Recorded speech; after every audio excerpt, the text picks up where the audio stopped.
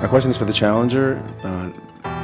It was a terrific fight in terms of the kind of precision we see at the highest level. What is your feeling, overall impression of the game itself as you came in and what actually transpired? Yeah, I think it was just a very precise game from both sides. Maybe I had some edge after bishop a5, and maybe this queen b5 was a bit too fast. Yeah, I mean the next few moves, like take bishop f3 to k6. Yeah, maybe here instead of queen b5 I can do something like e3 or knight e5, but okay, it should be a small edge, I guess. But I thought this queen b5 was actually working concretely, but I think rook a2, knight b6, queen a7, and then rook b8 was very precise. Then after that? Yeah, I mean after that, okay, I guess I didn't play precisely, but okay, it should just be a draw. Question to you, same question to you, your overall impressions of the game. I know this line was played by Gary, and yeah, he always has some ideas in opening, but I just forgot it, which was the line I checked. I think I played normal and c5, I think it must be played, otherwise he has c5 and structured very dangerous for black. But after that I think white is slightly better, and here he can also take with the pawn. I can take here. Yes, and just slightly better for white. I have many moves, rook b8, queen b6. Rook b8 I don't like, queen a1. My queen doesn't have a good square. Or maybe my attacking play can compensation for that. Also, if I close queen b6, I'm worried about knight b3 and bishop a5 in the air. Yeah, this line I calculate, but I don't know if it work or not. I take the bishop, and if a4 here, I have queen b4. Maybe this line working for white, for black. Maybe this is also playable. You go here, you can go here. Maybe this is a more safer way. And here, after the game, my second told me that I can actually take here. And this was what I missed when I played knight b6. And here I calculate bishop f8, knight d5, king f8, but not knight d7. To stay in the game, and black is not worse at all. I think both in general it was a high quality game. Yeah, Definitely had that impression for everyone watching. 9 rounds. I mean, 9 games have passed now. There's only 5 left. What's your assessment of the games going forward? Tied match. Maybe even a lot of people didn't expect it, especially after the beginning of the first 3 games, fireworks. Seems like you two have kind of measured each other and are fighting like heavyweight fighters at the moment, punch for punch. and that means we are at the same strengths. There are no one who will clear better at this match, so it's going to be tough to win. Same to you. 9 games in, your first world championship, and toe-to-toe with the world champion. Still, though, 5 tense games left. Yeah, so far it's been a very interesting match. A few missed chances for me, a few missed chances for him. So overall it's been, we've both shown fighting spirit and some entertaining chess, and 5 more exciting games to go. All right, I'll open the floor to the press. First question, please. My question is to Gukesh. When Ding played the move rook to a6, you played queen to b5. Did you consider playing knight to e5 or something instead? Yeah, knight e5 and e3 both I considered, but oh yeah, it should give a small edge, I think.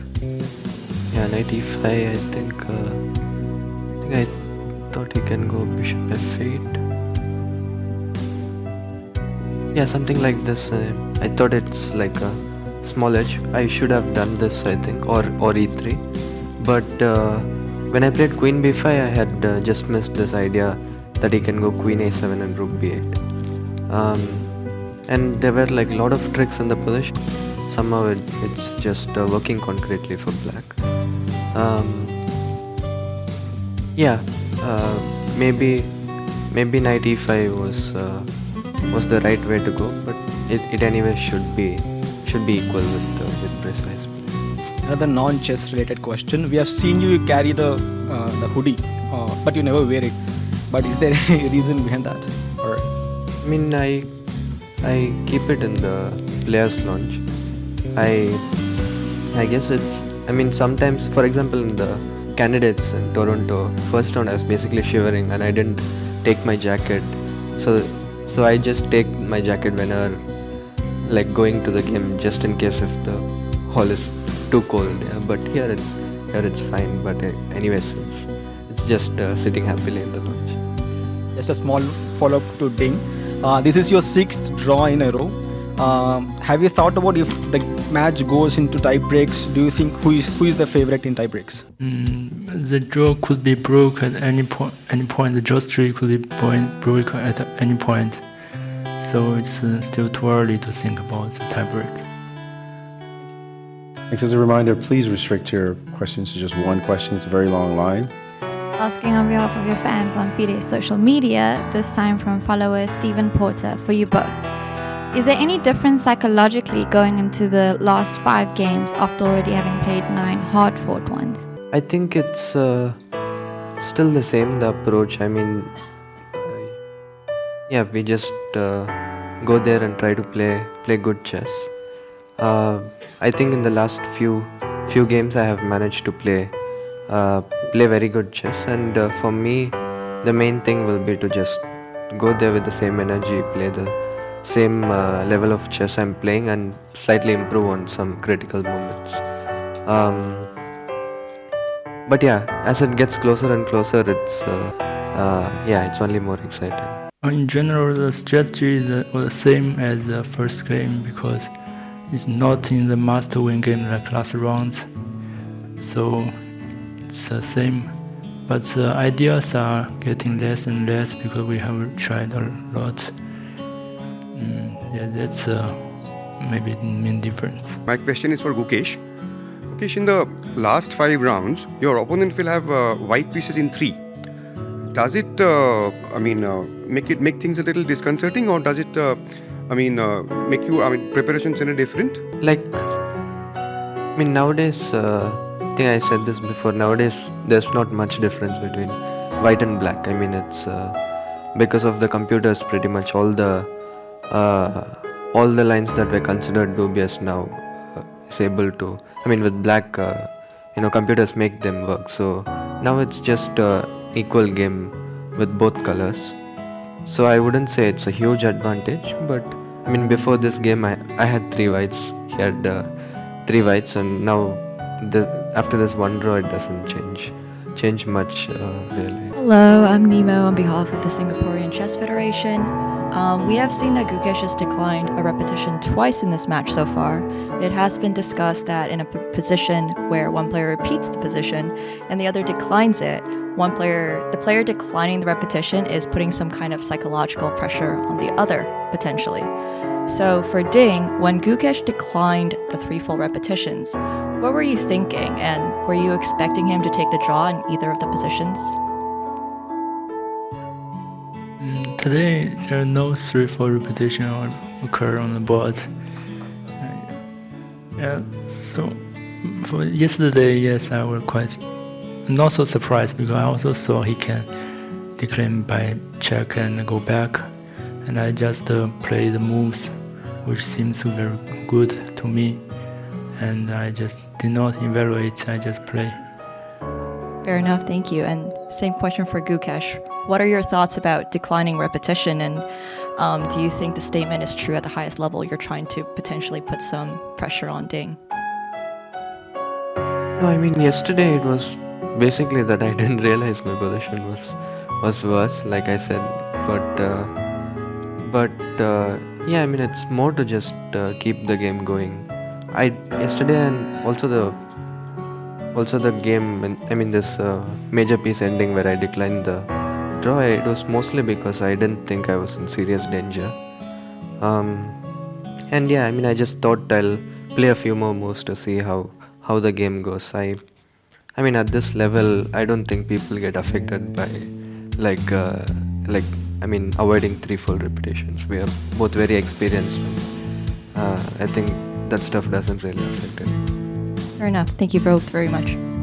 Hello, Abhinav from US Chess. I have a question for the world champion.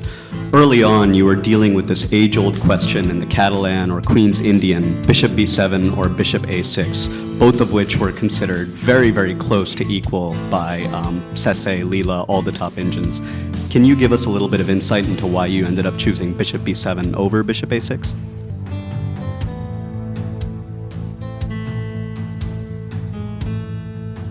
e6,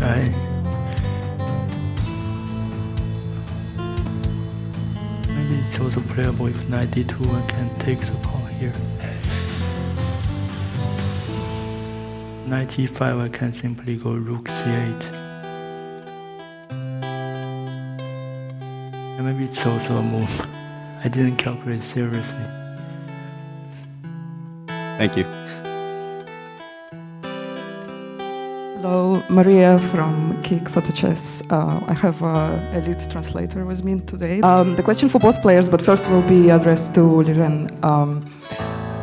We are all having a lot of fun watching the games and watching your interaction with your teams, but we would like to know a little bit more into your routine, especially going into rest day. How does your team keep your spirit up, keep your mood up? Can you tell us a little bit how you interact with your team? What do you do together outside of chess preparation? 比赛前我们会打球，运动，然后在这里，更多的还是一起吃饭吧。然后每次休息天都会一起吃饭。Ding says that basically lots of sports, lots of games, and having meals together. Thank you. And the same question to Gukesh, if you can tell us a little more. Yeah, I'm here with Gayu. I mean, in general, apart from the chess work, he helps keeping me entertained. He cracks a lot of jokes and stuff. And, yeah, I guess whenever on the rest days we try to play some sports and talk about some other stuff. And, yeah, since we worked for a long time already, we're quite close, and it's like also talking with a friend.